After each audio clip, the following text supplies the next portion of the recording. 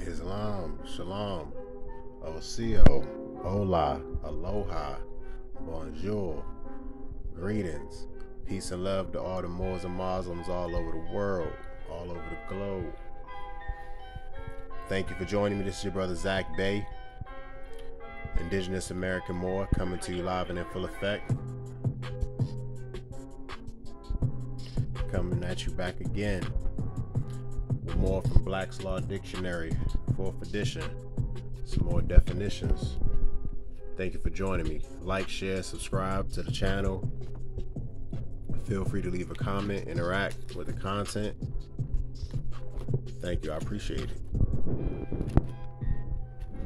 I'm going to start off right here. First definition, Sui Juris. I hope everything's legible. I hope the background music isn't too loud. I hope you enjoy. Sui Juris is very important. It's Latin. Of his own right, possessing full social and civil rights, not under any legal disability or the power of another or guardianship, having capacity to manage one's own affairs, not under legal disability to act for one's self. It's very important. Sui Juris. You always want to, when they say you so-called represent yourself or present yourself in these so-called courts, you are in Sui Juris. That means you're not a defendant. You're not like in a corporate status. You're not in a pro se status, I should say. Because if you're in the pro se status, that means you need a prosecutor, a prosecutor, which means you're on the end. You know what I'm saying? You at the end of the gun, pretty much. You know what I'm saying? You at the tip of the spear. The spear is aimed at you if you're in the pro se status, but you want to be in Sui Juris status. That means having one's own, you can handle one's own affairs, not under any type of legal disabilities. And when they say legal disabilities, that's as like being labeled as a Negro, black, colored, corporate citizens, 14th Amendment citizen, corporate status, incorporated, dead legal status, being a minority, and a minority in legal status is somebody who is a minor, like pretty much a child at law. They can't handle their own affairs. Okay, so we're gonna keep moving along. Subrogation. Now this one is very important. Check it out. You can pause it so you can get the full view, just in case it's moving too fast or you can't read it, screenshot it, pause it. Subrogation. The substitution of one person in the place of another with reference to a lawful claim, demand, or right, so that he who is substituted succeeds to the rights of the other in relation to a debt or claim and its rights, remedies, or securities. A legal fiction through which a person who, not as a volunteer or in his own wrong and in absence of outstanding and superior equity, pays debt of another, is substituted to all rights and remedies of the other, and the debt is treated in equity as still existing for his benefit, and the doctrine is broad enough to include every instance in which one party pays the debt for which another is primarily answerable, and which in equity and good conscience should have been discharged by such other. So pretty much something or someone is being substituted So in that process where there's a legal corporate status or legal fiction status or entity, you see how it says a legal fiction? That means like that name. So they all capital letters name versus the actual flesh and blood living person in Sui Juris versus, you know, the corporate status. That's what's going on. It's subrogation. So you can mention this inside any kind of venue that you may be pulled into or stepped into.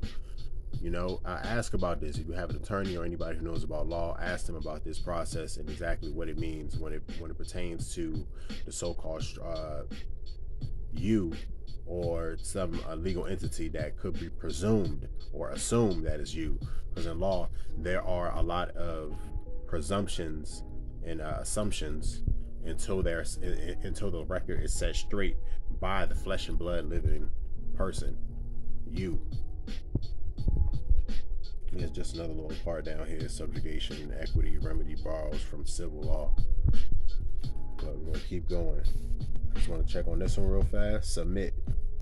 When you submit to something, what does it mean in legalese? Submit: to commit to the discretion of another. To present for determination the approval of the court. All right, so that's when you submit. See, the second one, like you're submitted like paper or something to be approved, and the first one is like submitted underneath authority or something like that. All right, let's keep moving along. I hope, you know, a lot of this stuff is making sense, you fam. I know I'm jumping all over, but a lot of this stuff ties together, and it's like we use these words are being thrown around all the time, and a lot of people don't really have a grasp under it. All right, so this is another part. This is important right here. Corpus delicti. I mentioned this in the last video. Corpus delicti. All right, so the legal definition of this is the body of a crime. All right, so it's like the body of a crime is such as if you committed a crime, like this is also it's used a lot in like traffic or so-called traffic court, or when people fight for the right to travel, infractions and things of that nature, things that like people get fines for that aren't really illegal, but it might just be like a statute or code or something like that, or regulation that they believe you are bound to if you are a U.S. corporate citizen. So like corpus delicti, the body of a crime, the body or the material substance upon which a crime has been committed, the corpse of a murdered man. See, that means a crime has been committed, like a body, like you injured somebody, a flesh and blood living person, or you damaged their property, like that's what it is. Or the charred remains of a house burned down. See, in a derivative sense, a substance or foundation of a crime, the substantial fact that a crime has been committed. See, you cannot never forget that it has to be evidence of a crime, not just, oh, we saw you speeding, or we assume that you were speeding, we assume that your automobile was going too fast over the posted limit, oh, you made a U-turn, or oh, you went through a red light or something like that, oh, we saw you loitering or something like that. You know, like all these so-called offenses, there's no corpus delicti, there's no true body of a crime. Nobody was hurt, there's no damaged property, there's no injured person, so a crime has not been committed. And that's, you know, take it back to common law, flesh and blood. Let's keep going. Control. I want to go through control. Control, exactly. Look, the verb, V. To exercise, restraining, or directing, influence over, regulate, restrain, dominate, curb, to hold from action, overpower, counteract, or govern. And then control as a noun, power or authority to manage, direct, superintend, restrict, regulate, direct, govern, administer, or oversee. You know, it's control. So when you think about it as controlling over something is a verb, and then the noun is having control over you know, something is more like someone. When you're controlling someone, this is more having control over something. Power, authority to manage, direct, restrict, or vice versa.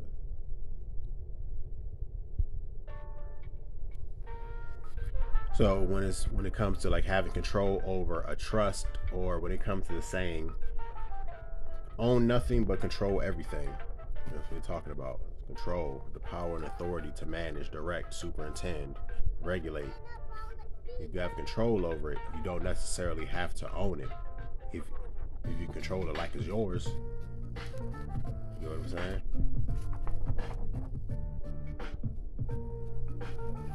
I just want to go over this one. This is small right here, a short one. Contrary to law, it means something illegal, a violation of a statute or legal regulation at a given time. So something contrary to law is like, say you're pulled over for a traffic infraction.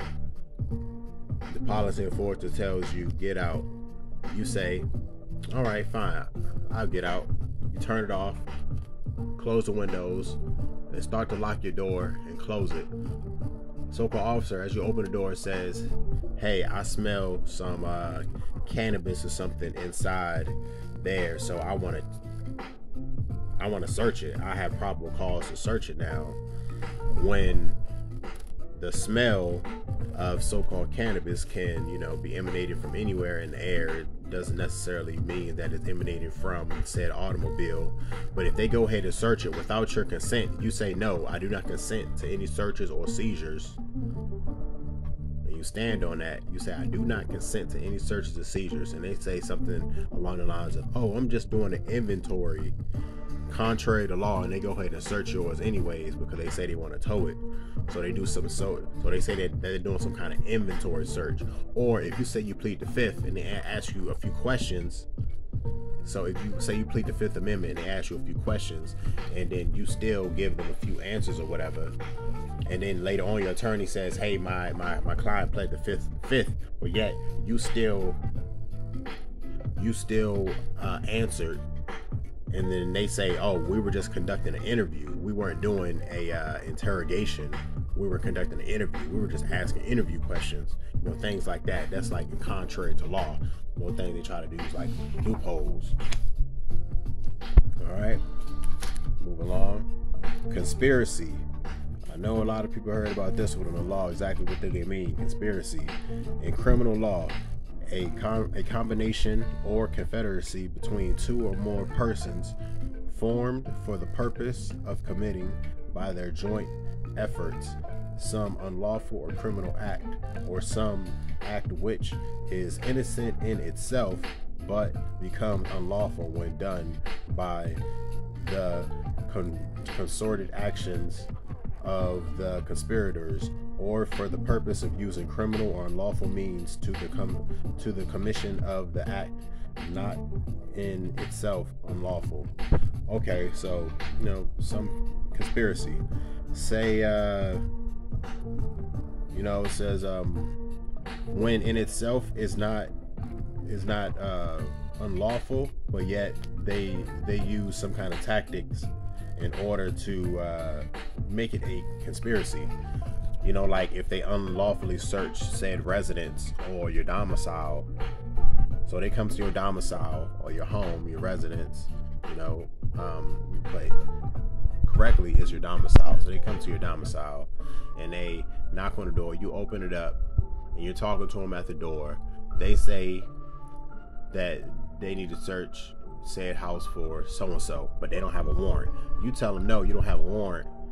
They look past you and say that they saw so-and-so in your house, and then they go ahead and move past you into the house because they say that they saw, or they might have heard or thought they saw such and such in the house, and they want to, you know, therefore seize that person or to execute a warrantless search or seizure. You know, and when they cover for each other, that's conspiracy. It's all violations.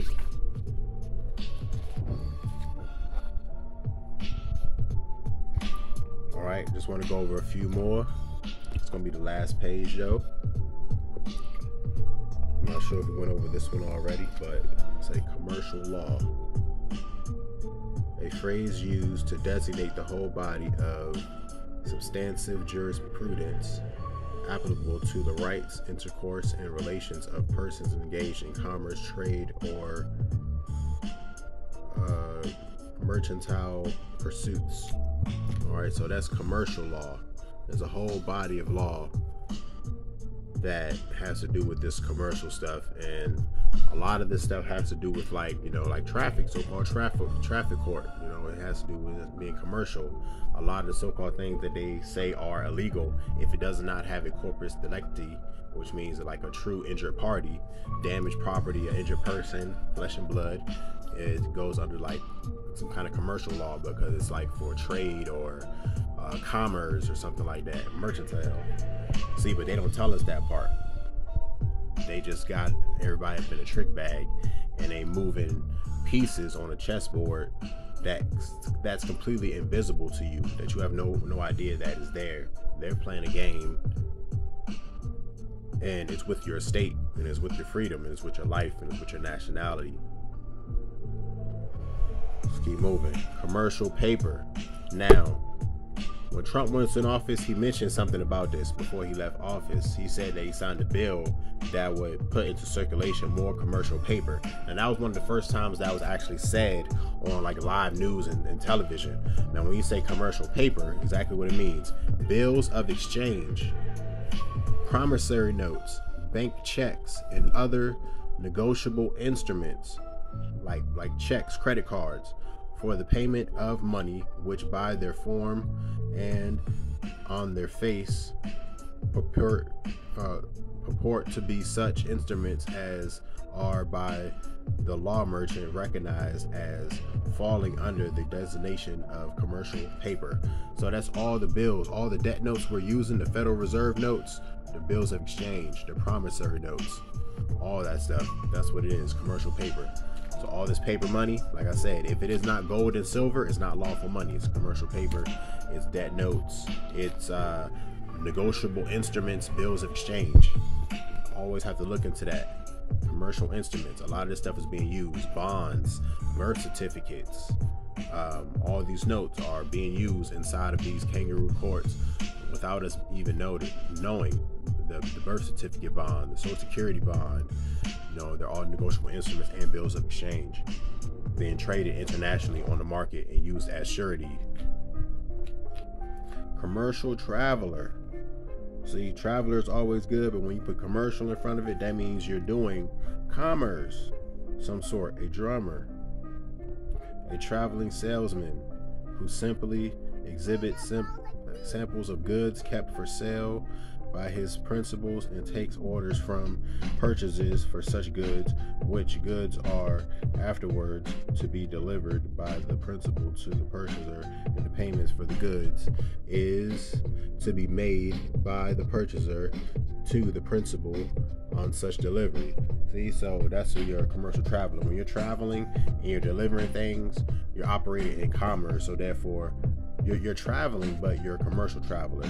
So if you're delivering things, that means you would need a license for doing such thing commercially.